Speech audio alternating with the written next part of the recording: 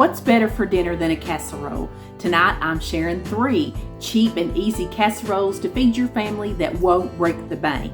And when I say these are easy, friends, they're some of the easiest ones I've ever made. But they're some of the most delicious ones I've ever made too. So let's get started. Okay, ladies, let's put it together. We've got the quickest dump and bake chicken Alfredo pasta ever. First of all, let's get that oven preheating to 425 degrees. As usual, we're running on a skeleton crew here tonight, so I've got about a cup of that shredded chicken in a greased 8x8 casserole dish. And when I say that chicken, I mean these 2 chicken breasts that I threw in the crock pot with about half a cup of chicken broth. I seasoned it with salt, pepper, onion powder, and garlic powder. Cooked it about 3 or 4 hours. Then when you get home 4 or 6 hours later, don't judge me, just going to shred that up in the crock pot. If you went a little too long like me, just throw a little more chicken broth in it. It'll be fine, friends. I'm going to put in this entire 14.5-ounce can of Alfredo. Actually, it's a jar. And I just put about a half a cup of chicken broth in here to get the rest of my sauce out. We're dumping in 8 ounces of an uncooked short pasta. Let's pour in another cup of chicken broth and a nice big spoonful of garlic.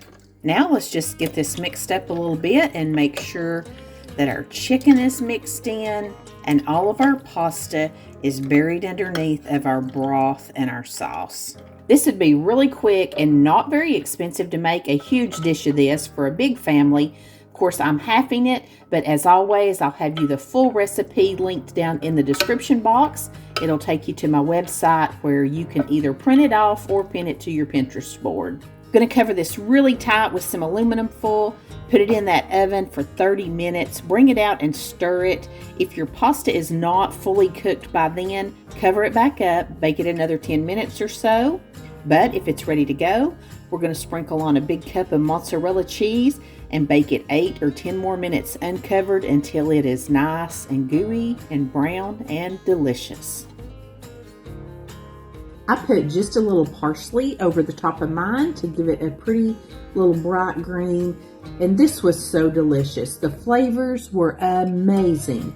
That Prego garlic Alfredo sauce was absolutely delicious, and at the 30-minute mark, mine was just perfect. My noodles had just a little bit of firmness left, so I didn't go any longer. I just pulled my cover of foil off, put the cheese on it, and gave it 10 more minutes, and it came out perfectly. It was so easy, so stinking easy. You just set it and forget it, basically, in the oven. Of course, you can use rotisserie chicken, you can use canned chicken, whatever you need to in here. But it was amazing. We had ours with a salad, and I even splurged and made us some garlic bread tonight. Keep this one in your back pocket, friends. When you're short on time, you will not be short on flavor. I am so excited to tell you about the sponsor of today's video. It's June's Journey. I shared this game with my viewers about a year ago, and honey, I'm still playing it. June's Journey is a free-to-download mobile game that's set in the Roaring '20s. It follows our heroine, June Parker, on her journey to solve the mysterious murder of her sister. In the game, you gather clues by finding hidden objects in beautifully illustrated scenes. They make you feel like you've just stepped back in time to the glamorous 1920s. Of course, June will uncover lots of hidden, juicy family secrets all along the way. In addition to investigating, you also remodel your own mansion and decorate a garden island, which unlocks new scenes for you to play. My island's looking a little crazy. I've been playing a long time, and I didn't really start decorating mine with a plan in mind. I love all the special events where you can earn more coins, diamonds, and energy too.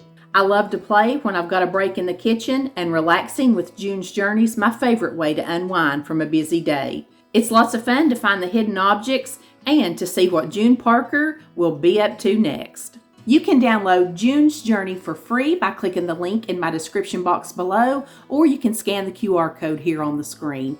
June's Journey is available on Android and iOS mobile devices, as well as on PC through Facebook Games. Thanks so much, June's Journey, for sponsoring today's video. Ooh, friends, tonight we're going to make us a little copycat Cracker Barrel chicken and broccoli casserole. The first thing I've got to do is thaw out my chicken here. I forgot to do that this morning. Okie dokie, I have my chicken all thawed out.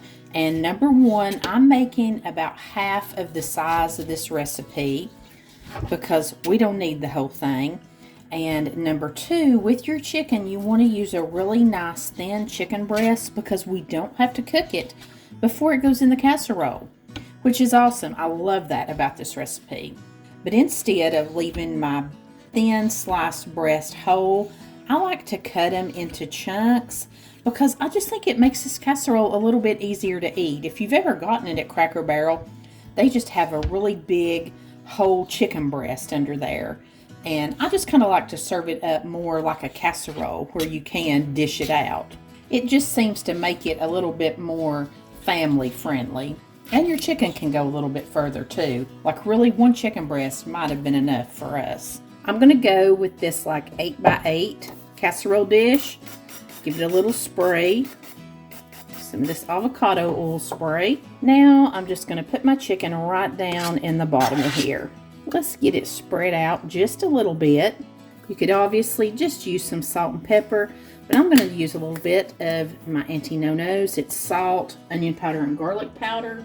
And let's give it a little sprinkle of paprika too. Now we're going to make the yummy stuff that makes it so great. We're using a can of cheddar cheese soup. I'm just going to use about half of this can. Since I'm really cutting this recipe down, I'm also going to put in a half a cup of milk, a half of a teaspoon of paprika. And don't worry guys, I will have you a recipe with exact measurements for the entire portion of this recipe on my website. And a half a cup of cheddar cheese.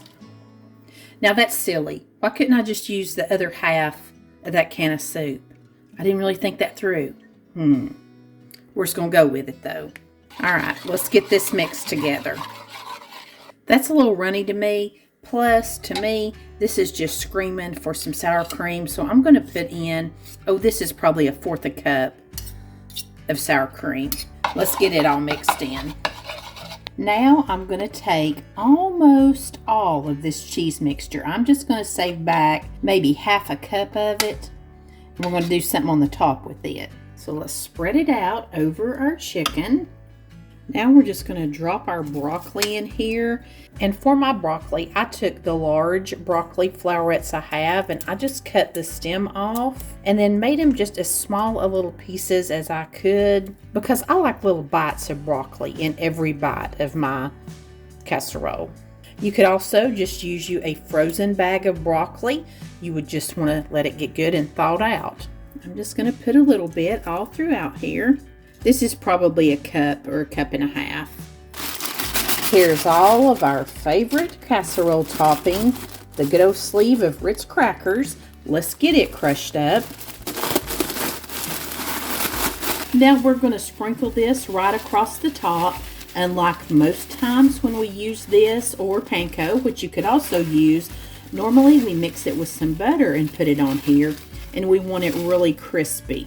This time we're not doing that, but we're going to take this remaining cheese mixture and put it on top of the crackers. It will kind of help the crackers bake down into the casserole a little bit. And if you think about it, that's kind of how Cracker Barrel does it, isn't it? When I first read that in this recipe, I was kind of skeptical about this step, but I'm going with it. And now we're going to put this in a 350 degree oven for about 45 minutes. And what's awesome is you can go on about your evening. You didn't have to pre-cook anything. This smelled so good cooking. I just could hardly wait for it to come out of the oven. And it was so delicious. I loved putting the cheese over top of the crackers.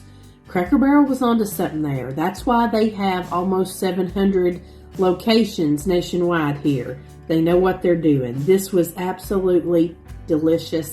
I can't wait to make this again, and I will definitely make the full recipe next time. This is a good one for family dinner night. Really inexpensive, basic ingredients. It's just the way you put them together, and definitely throw that sour cream in there too. You are going to love this tangy enchilada casserole. Let's preheat our oven to 350 degrees. I have a fairly decent sized sweet onion here. I'm just going to dice up about half of this onion. I like mine to be in really small pieces. We don't need a whole lot because we are going to be putting in some salsa into this recipe, and that's going to have some onion in it. But I do like the onion cooked up in my ground beef. And speaking of that ground beef, I've got a pound of it over here that's almost browned up. I'm going to toss that onion in here.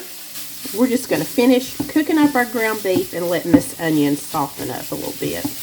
I don't know if you can tell, I sort of let my hamburger meat get away from me here. I am still learning this new stove. I'm going to toss in a nice little spoonful of garlic right here on the end. Before that garlic scorches on you, you want to put in 2 cups of salsa. And I love to cook with this chunky salsa from Aldi. I think it has a great flavor. It's mild, which, you know, I like things that are not too spicy. But I just think it has a really good flavor. I like what it adds to a lot of dishes. We're also going to put in 1 can of black beans that have been rinsed and drained. And I'm still loving these low sodium black beans. This is Publix brand. I'm loving these. They're so good.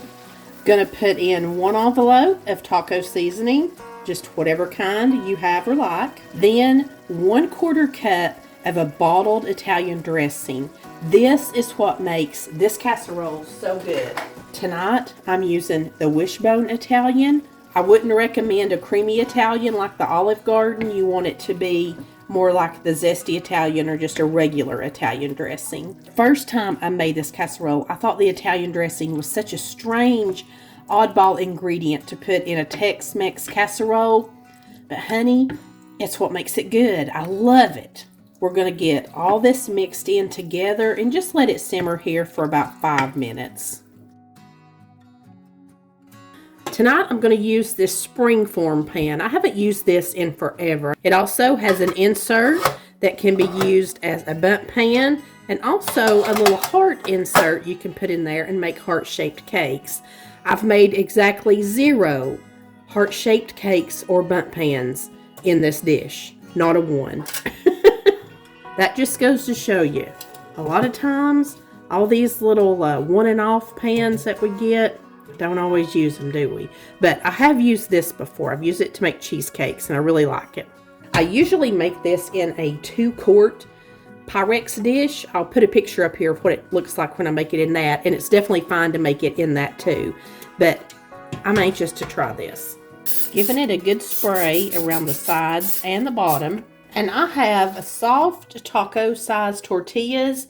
Normally when I make this recipe, I use 3 of them on each layer, but tonight I'm just going to use 2. First layer is going to be about half of our meat and bean mixture. I'm going to spread it out to the edges of our tortilla, or almost to the edges, maybe not all the way out there. The next layer is going to be to spread out some sour cream, and I'm using a little bit less than half of a cup. And I'm just going to spread it out here, and it's okay if you get this mixture on your spoon. I can get another one out for my next layer.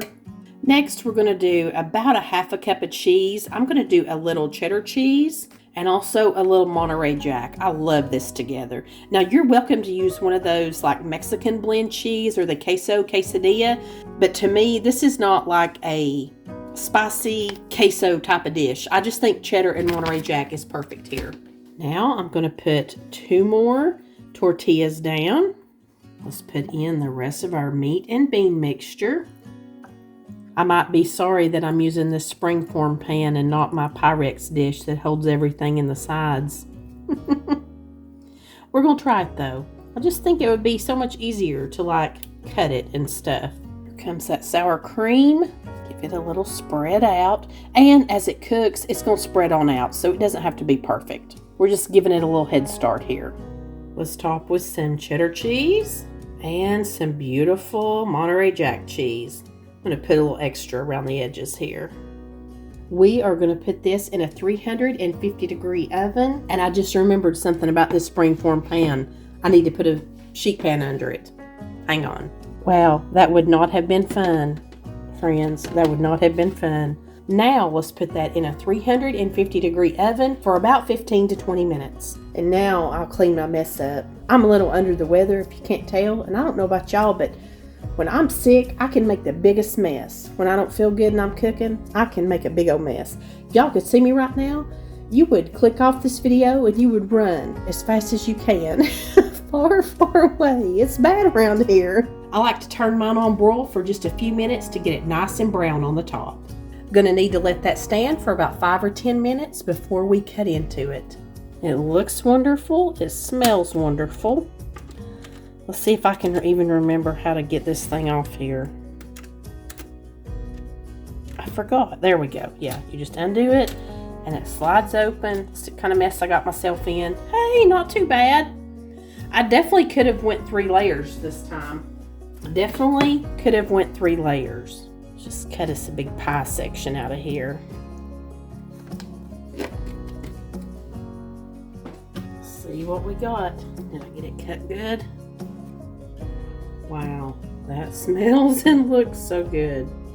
This is so delicious. It's one of those recipes, it's not much to look at, but you're just going to have to take my word for it and give it a try. It is so good. Put any kind of taco-like toppings that you want on the top. And I didn't tell you guys, the reason why I went down from 3 tortillas to 2 in each layer is because they seemed to get tough the last time I made this. Just using 2 on each layer definitely helped. Didn't have any toughness in them at all. And I forgot, I usually covered this when I bake it too. So maybe that helped. I cooked it uncovered this time.